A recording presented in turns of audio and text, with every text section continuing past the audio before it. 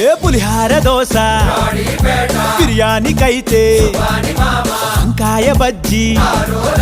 అంగూర chicken masala ముంత మాలు పూరి చిట్టి ఇడ్లీ అరే చెక్క పకోడీ ఇటకే పడక కడుపే తిడితే సబ్జా గింజల సోడా బుస్సందే పొడికారం నెయ్యేసి పెడుతుంటే ఒక చూరే దారుల్లో నోరూరే అడిగిందే తడువంట ఏదైనా